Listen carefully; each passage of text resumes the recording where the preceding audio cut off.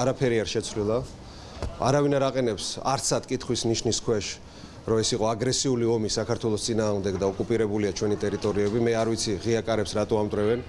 მე უბრალოდ ხვდები, რომ ზოგიერთი შეშფოთებულია ალბათ, რომ საქართველოს რო ვერ დაიცვეს 8 მილიარდი რო იყო ჩვენს თავდაცვაში დახარჯული და სამწუხაროდ არ იყო გამართული არც კომუნიკაცია, არც ევაკუაციის გეგმა, არც რეზერვი არ იყო მზად, ალბათ ამაზე პასუხისგაცემისგან თავის დაძვრენა უნდათ, მაგრამ ვერ დაიძვრენენ თავს.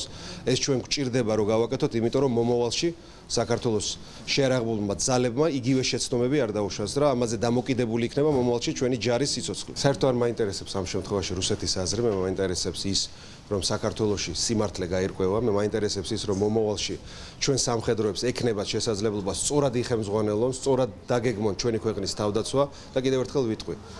ჩვენ სოფლიო საქართველოსთან ერთად კითხვის ნიშნის ქვეშ არც აყენებდა და არც დააყენებს ოკუპაციას, არც დააყენებს იმას, რომ ეს იყო სუვერენული ქვეყნის წინააღმდეგ წარმოებული აგრესიული ომი რუსეთის ფედერაციის წინააღმდეგ, რუსეთის ფედერაციის მხრიდან საქართველოს წინააღმდეგ. აქედან გამომდინარე, ამაზე ზედმეტი ინსინუაციები და საუბრები მე აღარ მიმაჩნია საჭირო. ჩვენ დავიწყეთ შესწავლა მთელი ასე ვთქვათ, იმ დოკუმენტაციის, იმ ნაბიჯების გადაწყვეტილებების, მთელი ჯაჭვის, რაც რუსეთის აგრესიული ომის პირობებში ქართული მხარე აწარმოებდა, დაველოდოთ შედეგებს, ამას დრო დაჭირდება, ეს სწრაფად არ იქნება.